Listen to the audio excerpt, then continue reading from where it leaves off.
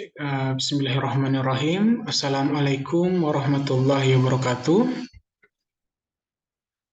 Alhamdulillahirabbil alamin. Wassalatu wassalamu ala asrofil anbiya'i wal mursalin wa ala alihi wa sahbihi rasulillahi ajmain. Amma ba'du. Puji syukur marilah kita panjatkan kehadirat Allah Subhanahu wa taala telah memberikan kita nikmat kesempatan dan juga kesehatan untuk dapat menghadiri perkuliahan pada siang hari ini, yaitu pendidikan komparatif sistem pendidikan negara Finlandia. Salawat beserta salam tidak lupa kita hadiahkan buat junjungan alam Nabi besar Muhammad SAW, rahmatan lil alamin. Yang saya hormati Bapak dan Ibu dosen pembina mata kuliah, Profesor Dr. Rusdinal MPD, Profesor Dr. Azwar Ananda MA, dan juga Ibu Profesor Honoris Gestituati MED EDD. Baik, Bapak Ibu, teman-teman semuanya, saya akan mempresentasikan PowerPoint tentang sistem pendidikan negara Finlandia. Nah, ada beberapa yang akan kita bahas pada kesempatan kali ini. Yang pertama itu adalah falsafah pendidikan di Finlandia, kemudian sejarah singkatnya, kemudian tujuan dan juga politik pendidikan yang ada di Finlandia, kemudian jenjang pendidikannya, dan juga bagaimana personalia pendidikan di negara Finlandia. Yang pertama kita masuk kepada falsafah pendidikan Finlandia. Nah, sebagaimana yang kita ketahui bahwa Finlandia ini adalah termasuk negara sosialis. Jadi falsafah kenegaraan di Finlandia ini juga adalah paham sosialis. Jadi paham sosialis ini ikut mewarnai sistem pendidikan di Finlandia, yaitu pendidikan bermazhab pragmatisme, di mana pendidikan agama itu diserahkan kepada orang tua masing-masing. Sekolah hanya mengajarkan etika, kedisiplinan, dan juga nilai-nilai kebaikan saja. Nah, kemudian di Finlandia ini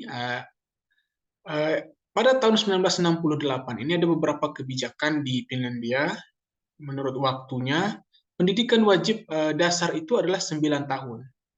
Kemudian tahun 1974 dan juga 1979 ada peningkatan kompetensi pendidik dan juga tenaga kependidikan yang lebih diutamakan. Kemudian 1985 adalah tentang kebijakan desentralisasi. Kemudian 1990 itu tentang penghapusan sistem inspeksi pendidikan. Nah, adapun tujuan pendidikan di Finlandia yang pertama adalah adanya keadilan mendapat pendidikan sampai level tinggi.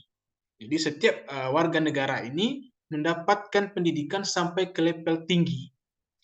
Yang kedua adalah pendidikan dengan prinsip lifelong learning yang bertujuan untuk mengembangkan pengetahuan dan keahlian dalam lingkungan yang berbeda.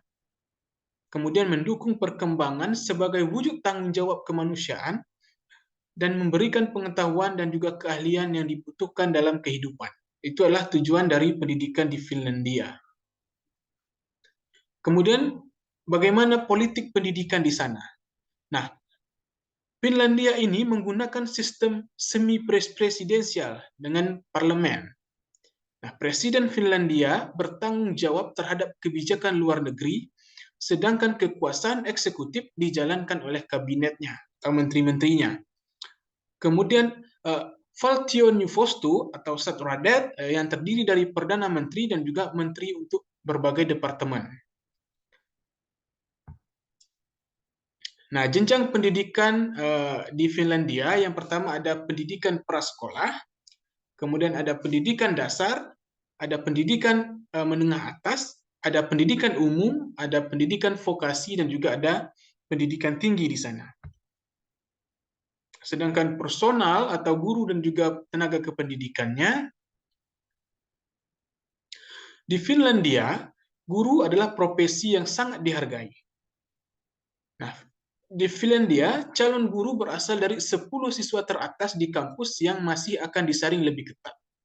Jadi memang dari kampus itu sudah disaring untuk calon-calon guru di Finlandia. Jadi yang 10 teratas itu, tapi akan tetap disaring lagi.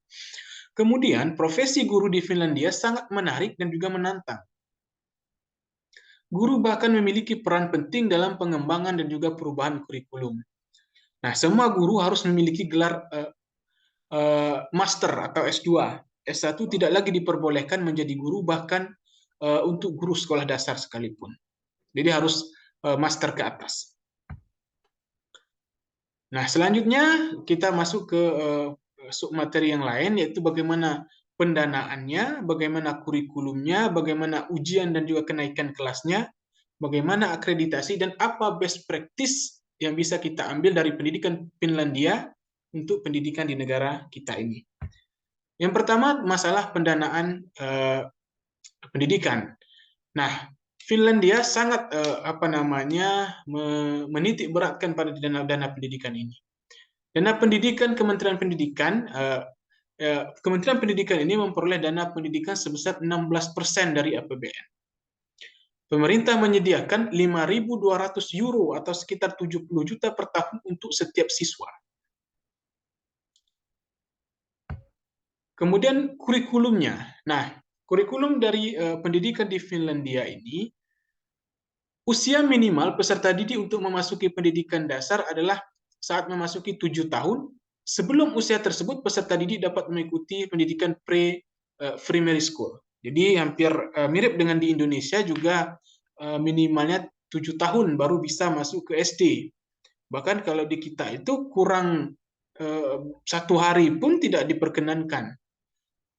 Harus menunggu lagi tahun depan, karena 7 itu minimalnya.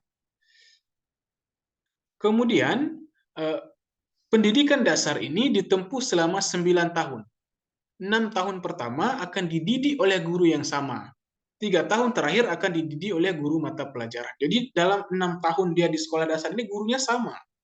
Sehingga guru itu dapat memetakan bagaimana perkembangan anak ini memang dari dia mulai belajar di kelas 1 itu sampai 6 tahun kemudian guru itu tetap mendampingi anak-anak tersebut. Nah, selanjutnya, kurikulum Finlandia ini mengedepankan integrasi antara teori dan praktek, terutama dalam pelajaran sains, sehingga peserta didik dapat belajar banyak mengenai problem solving. Jadi tidak hanya sekedar teori saja. Jadi dari sekolah dasar pun Finlandia sudah menerapkan integrasi antara teori dan praktek dalam proses pembelajaran.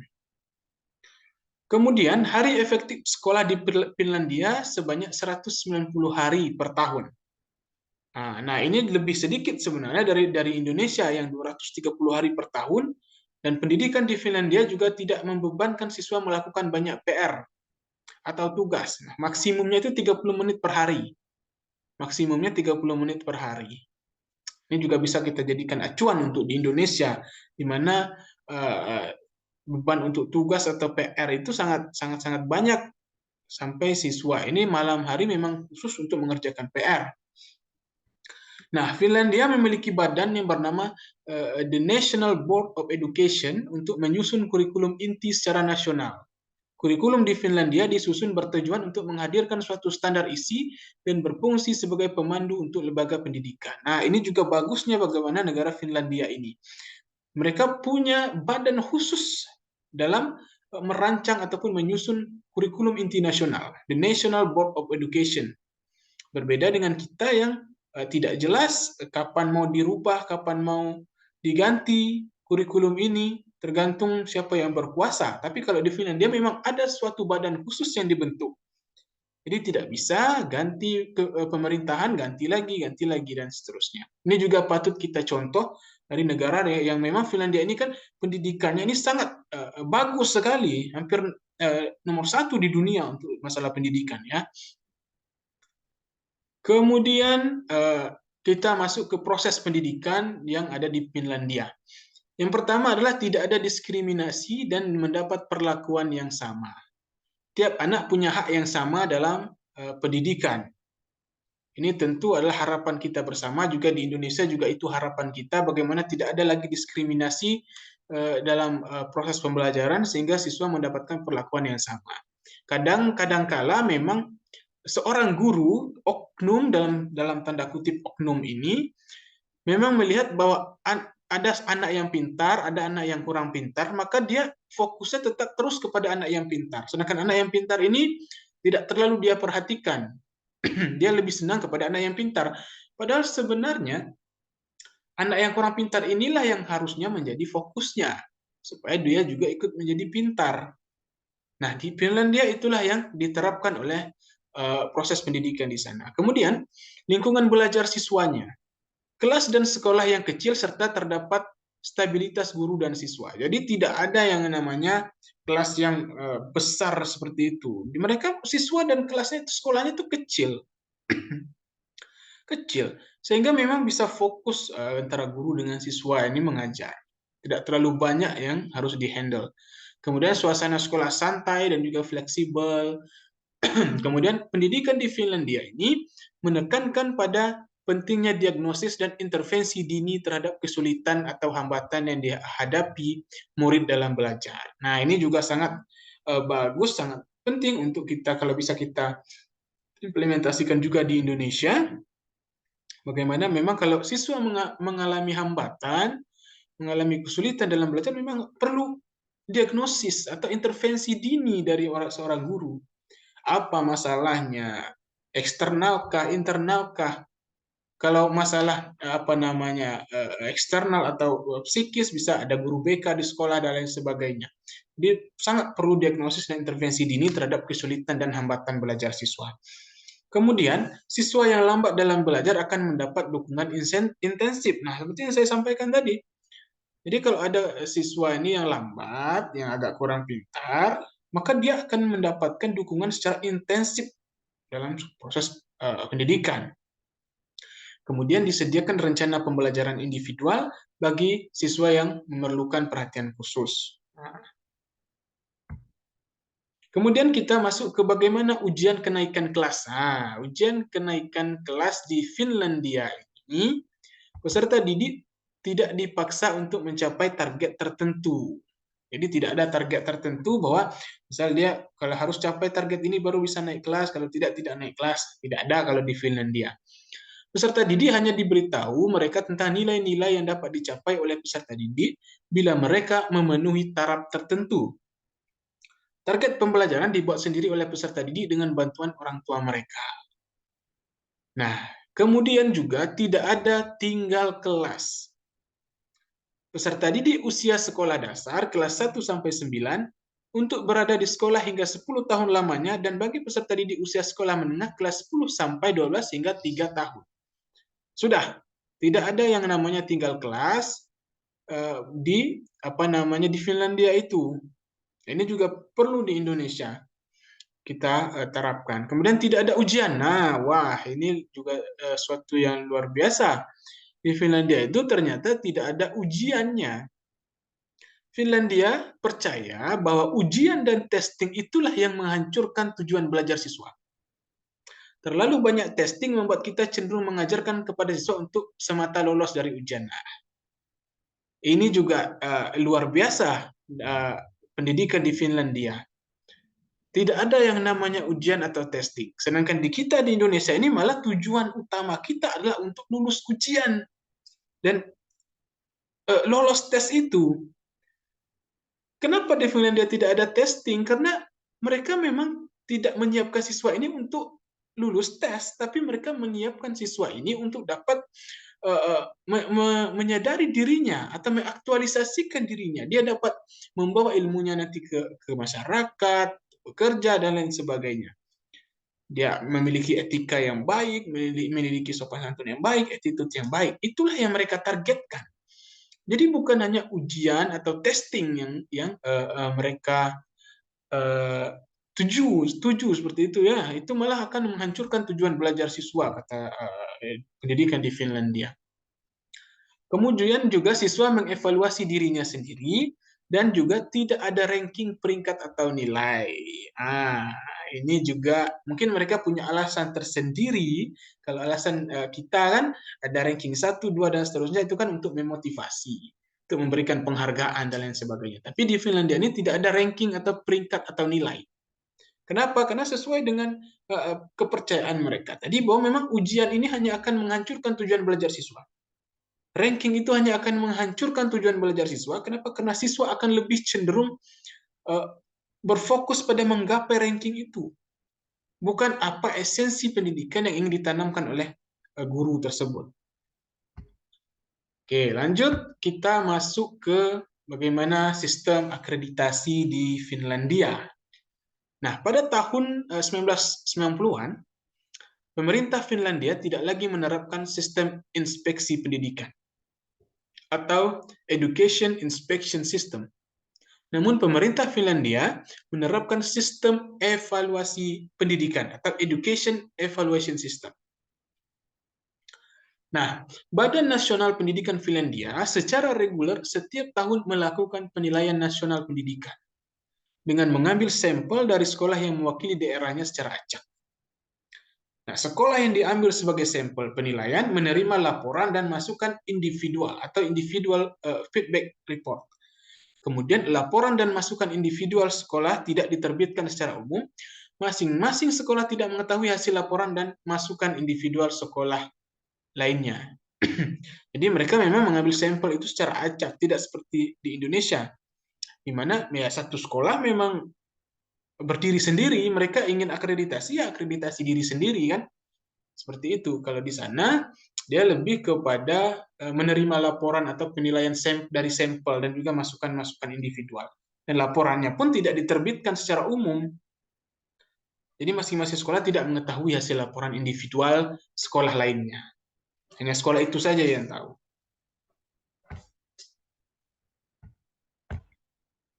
Nah, best practice yang bisa kita ambil dari sistem pendidikan di Finlandia? Pertama adalah seleksi guru yang ketat. Dengan seleksi guru yang ketat, terjadilah guru-guru berkualitas. Dengan guru yang berkualitas, maka akan tercipta pula lah pendidikan yang berkualitas. Nah, mungkin saya rasa juga di Indonesia juga sudah mulai melakukan seleksi guru yang ketat ya. Tahun-tahun sekarang berbeda dengan tahun dulu atau misal tahun-tahun 80-an itu kan siapa saja yang sudah sarjana atau tamat sekolah itu kan bisa langsung diangkat. Karena memang kita kekurangan sumber daya manusia, orangnya tidak ada. Jadi kan kebijakan pemerintahan waktu itu memang lebih mengedepankan kuantitas daripada kualitas. Nah, berbeda dengan sekarang kita sudah mulai menerapkan tes-tes masuk yang cukup selektif menurut saya, dengan adanya tes PNS dan lain sebagainya, kemudian ada PPG ya, pendidikan profesi guru dan lain sebagainya. Tapi tentu masih perlu lagi ditingkatkan karena kita melihat di Finlandia itu guru itu sudah minimal S2 atau master, S1-nya tidak diterima lagi, tapi mungkin juga belum bisa diterapkan di Indonesia karena ya nanti kita akan kekurangan sumber daya kalau kita menerapkan hal tersebut. Jadi bisa kita tiru saja separuh dulu, kita menyeleksi guru dengan ketat untuk menjadi seorang guru tersebut. Kemudian gaji guru yang tinggi. Gaji guru di Finlandia adalah 40 jutaan per bulan. Hal tersebut mengantarkan gaji guru tertinggi kelima di dunia. 40 juta. Tapi kita harus memikirkan juga 40 jutaan itu bagaimana dengan biaya hidup di sana. Itu kan juga perlu kita pikirkan. Di Indonesia saya rasa juga guru sudah sejahtera. Tidak ada lagi yang namanya guru pahlawan tanpa tanda jasa. Sekarang tanda jasanya sudah lumayan banyak dengan gaji, dengan tunjangan, kemudian dengan ada TPP-nya dan lain sebagainya.